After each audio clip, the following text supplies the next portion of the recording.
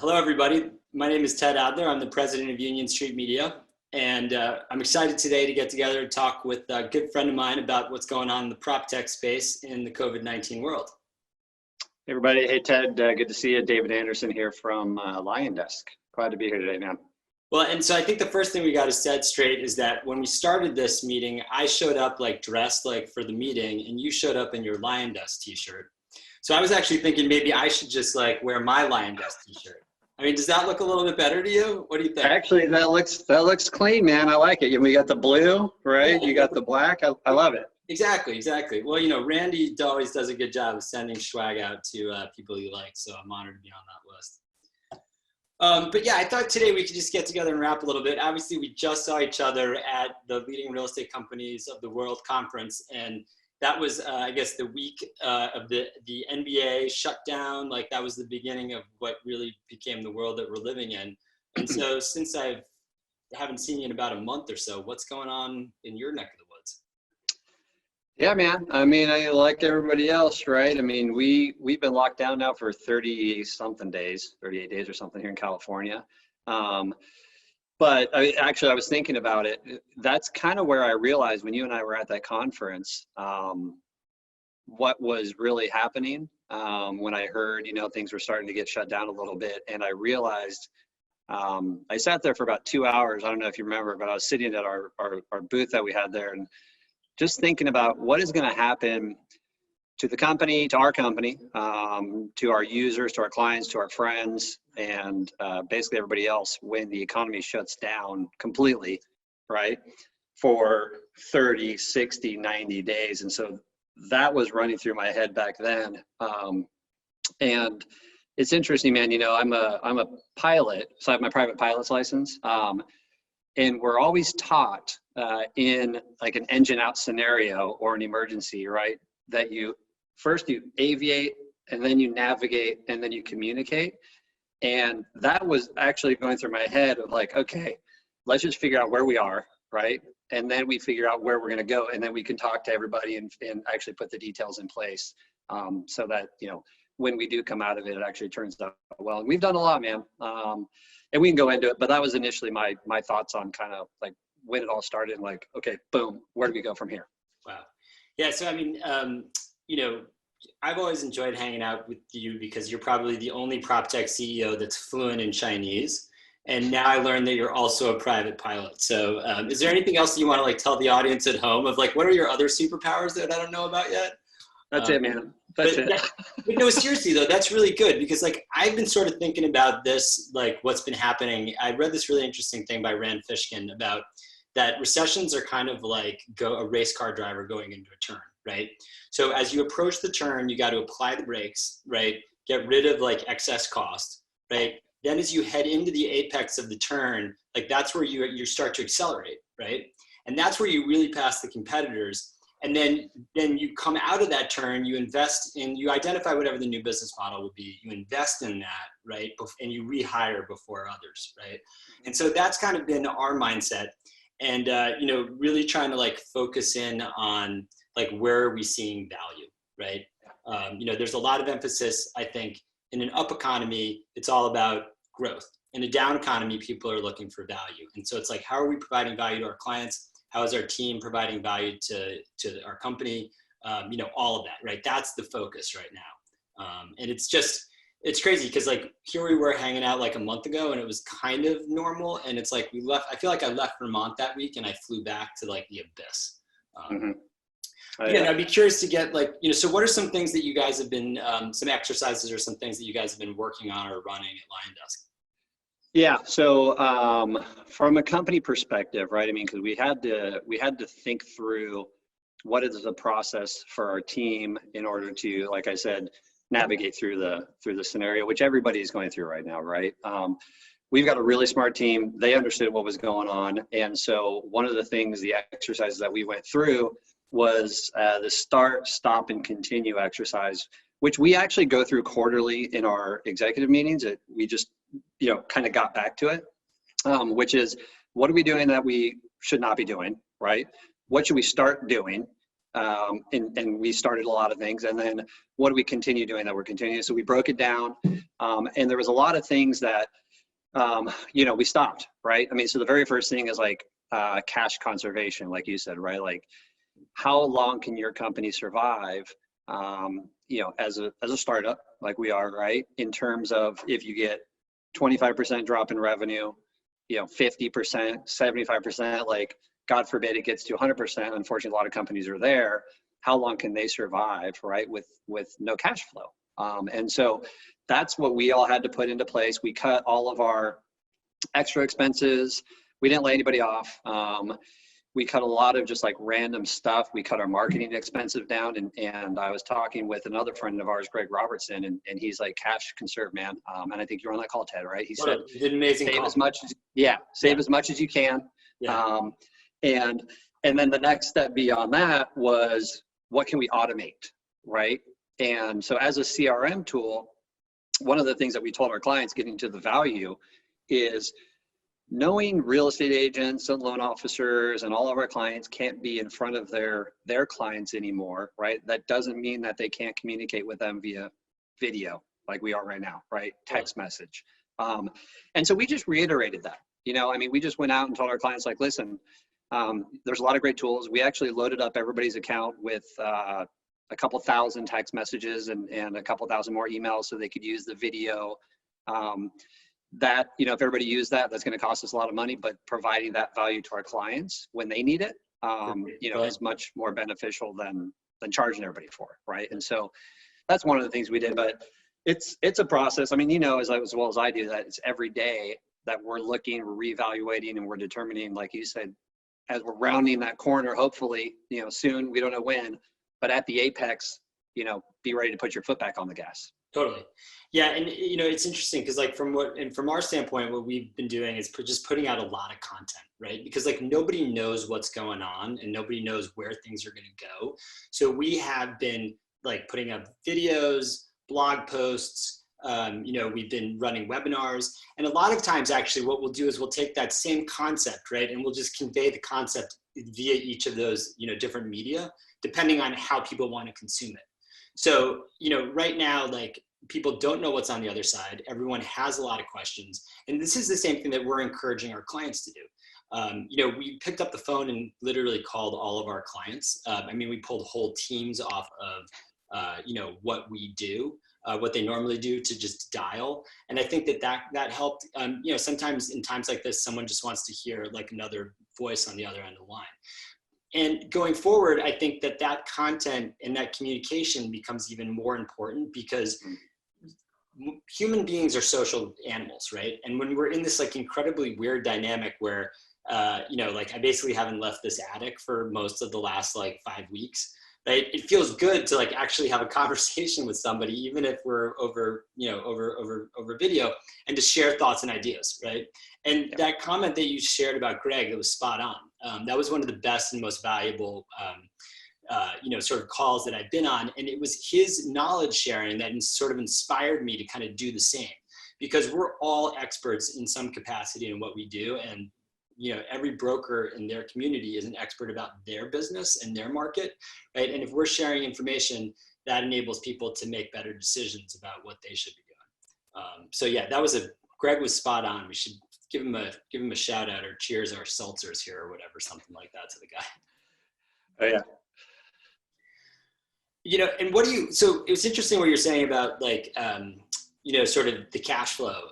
Because one thing that I think that's really different about sort of your model and my model is that, it's basically, it's the bank of Dave and Ted that's running, our two operations. And I think that's such a different reality than most of the people that are in the Proptech space. So like what has been, you have any thoughts on that stuff? Yeah, I do. And I've been preaching this for a long time. I know a lot of startup companies. I had another company before this, right? You knew that. And it's real easy. And my grandpa told me this forever ago.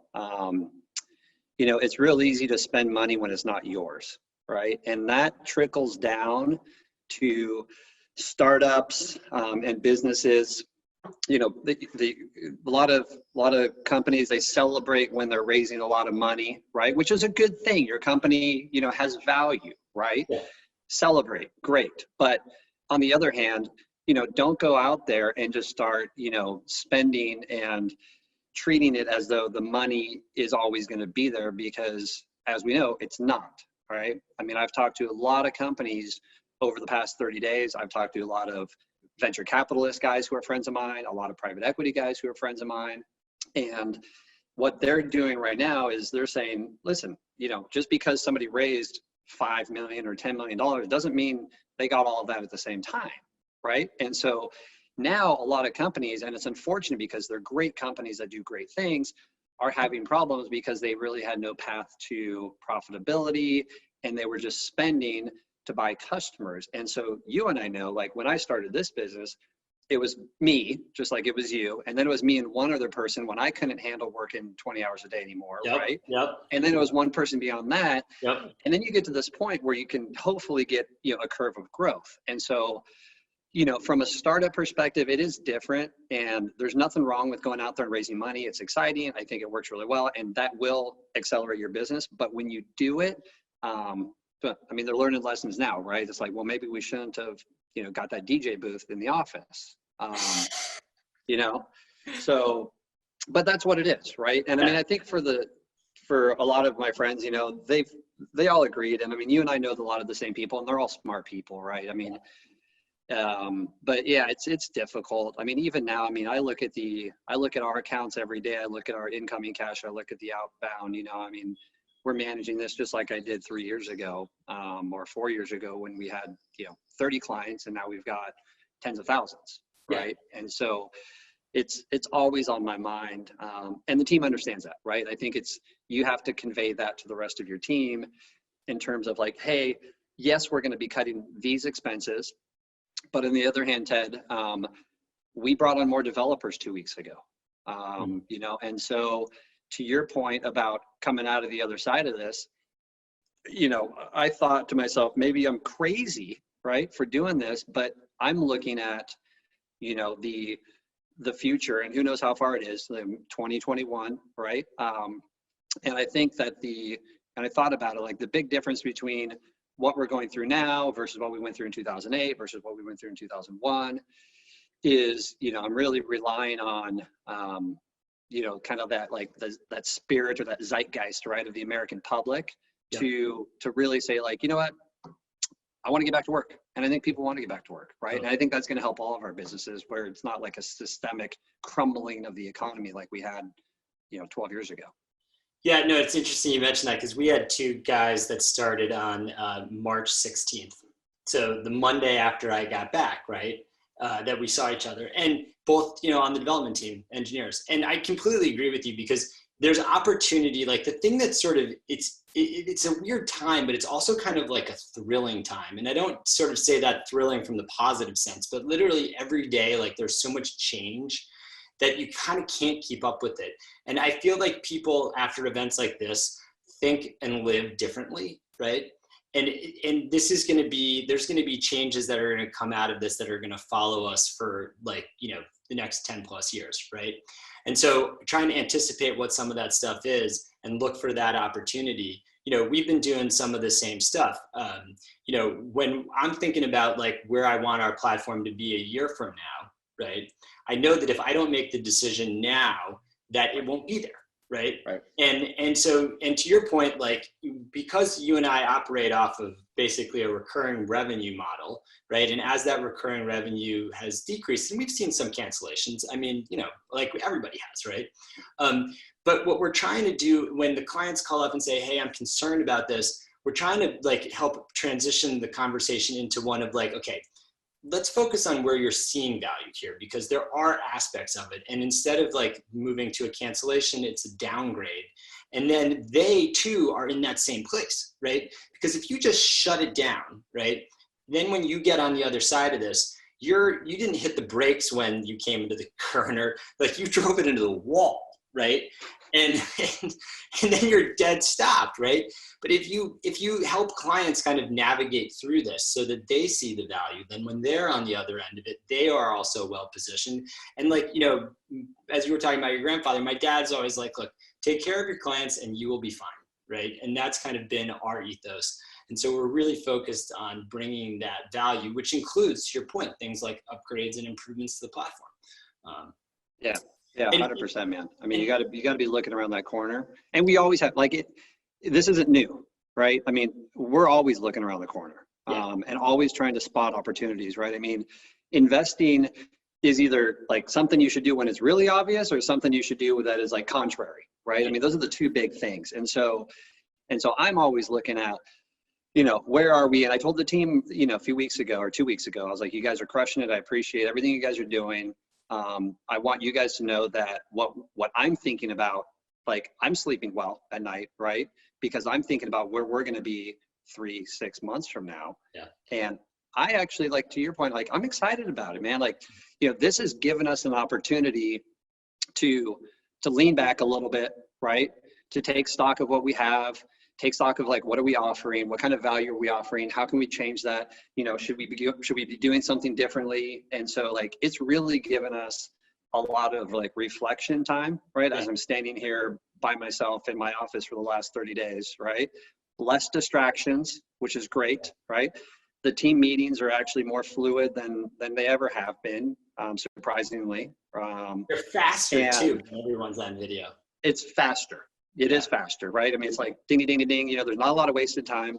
You know, one of the things that we changed is our sales flow. Like, we changed our sales processes that we've been kind of working towards, but this just caused us to be like, okay, we have to do this because we can't do it the way we were doing it before, and it's working better, right? And so now it's like, okay, how can we continually improve, right? Which is one of our like, you know, core items that we have for our company. Our core values is like continuous improvement. Like every month, let's just get 10% better, right? That's all we're looking for.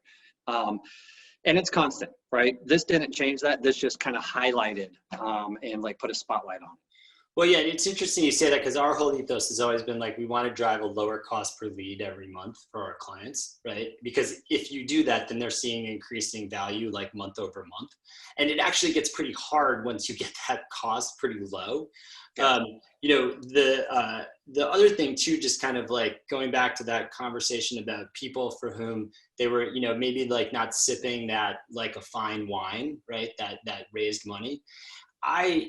You know, it's a weird, because I sort of empathize in a weird way with that, because that's like, man, talk about a situation where you've like, you know, once the tide comes out, you can see who's not wearing a bathing suit, right? And there were a bunch of people who looked like they were,